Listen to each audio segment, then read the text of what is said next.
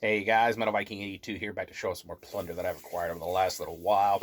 Got a nice little stack of 2023 releases to go through here, so we're just going to jump right into things. This one, I was really excited when it got announced. I've actually really been digging this series. I really wish the packaging was a little more to look at, but it is what it is. I'm still glad that they've been putting these out. But this is a Kiss off the soundboard, Poughkeepsie, New York. Of course, everybody knows I'm a huge Kiss fanboy, and Kiss really should need an introduction. Hard rock, some consider them a heavy metal band out of New York City, New York, been around since 1973. This is the fifth in the authorized bootleg series that they've been doing, which I've enjoyed every one so far. This was recorded, actually, when I think about it, I still need to get the one previous to this because I still haven't picked that up. But yeah, this was actually recorded during the Animalized tour on November 28th of 1984, and is the only known soundboard recording with the late guitarist Mark St. John on guitars. He tragically passed away in 2007. I've heard stuff from around this era, and it's usually got Bruce Kulick on guitar, because of course he ended up replacing Mark St. John when he couldn't continue on with the band because of his hands and everything. So yeah, really excited to dive into this one. Here's some live Mark St. John. This one I was debating on getting because, like, the last couple I was not super impressed with, but I heard the single off of this several times on the radio, and I'm just like, you know what, I'm going to go ahead and pick it up. It actually sounds pretty decent. But this is the new Godsmack with Lighting Up the Sky. I really love the color scheme of this artwork.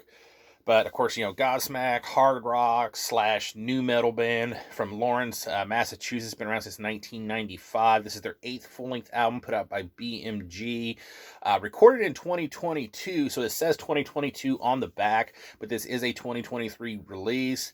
And like I said, I loved everything up to The Oracle, which came out in 2010. And then when 2014, they released 1000 Horsepower, and it was just kind of meh. And then I heard a song off of their last one, and I was just, again, like, eh.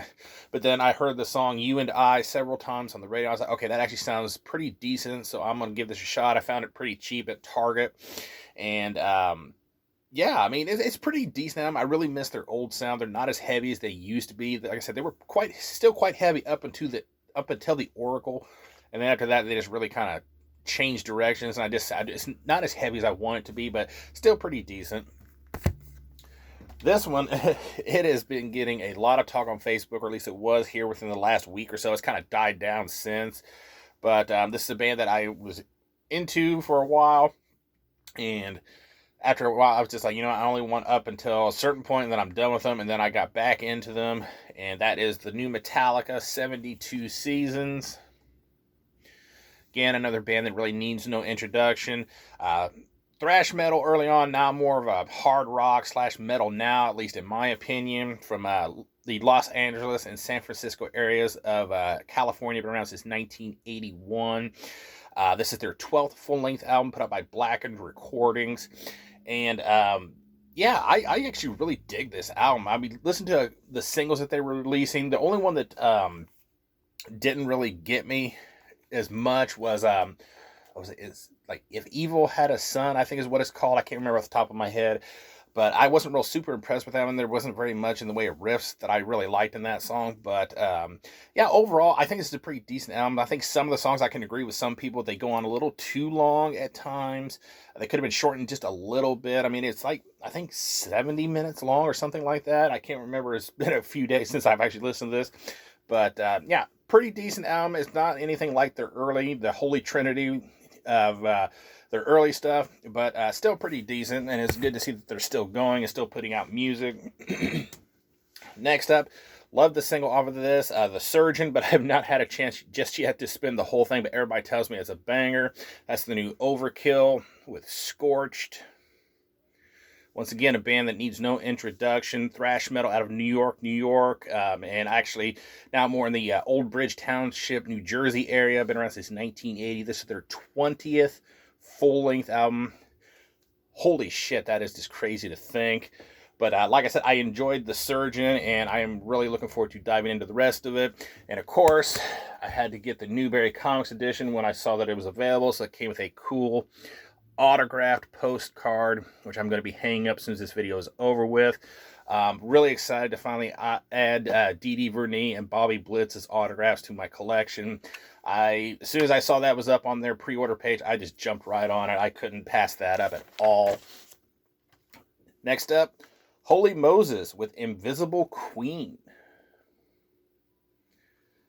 Speed thrash metal band out of Germany, been around since 1980. This is their 13th full-length album put out by Fireflash Records.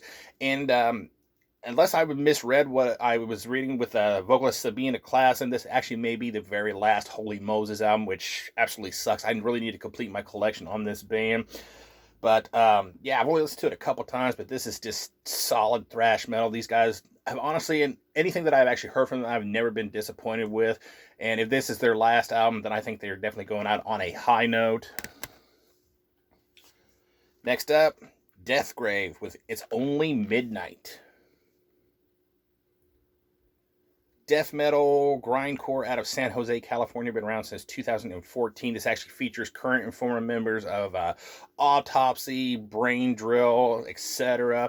This is their second full-length album put out by Tank Crimes Records, and this is just absolutely sick stuff. I discovered this band by accident when I was scrolling through Facebook. Somebody, I think, posted a single or something for this, and went on their Bandcamp, and I listened to it more and more, and I'm like, yeah, I've got to pick this up. So, of course, pre-ordered it. It is finally here. Now I just need to get a copy of their first one. Next up, I've actually listened to this quite a few times at work. Really solid band. Another band I need to track down their debut. But this is Cruelty with Untopia.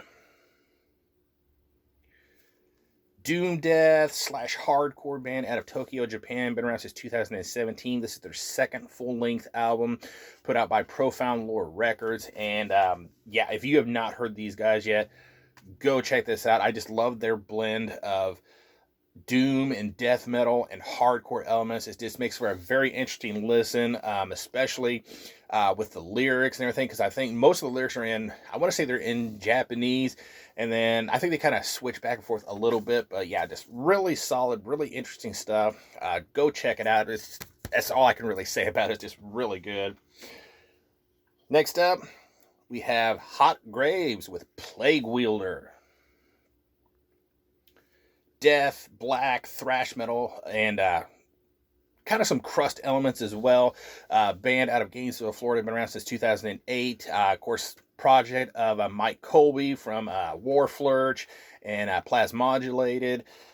This is their third full-length album put out by Gurgling Gore, limited to 100 copies. And this is what actually introduced me to this project. I got an email about this being released and up for pre-order, and checked out the single from it. I was like, holy shit, I've got to get up on that. Of course, I showed their, I think it was their second full-length album in a recent video. So yeah, really good stuff. If you like anything Mike has done with Plasmodulated and Warflurch, then I would definitely check this out.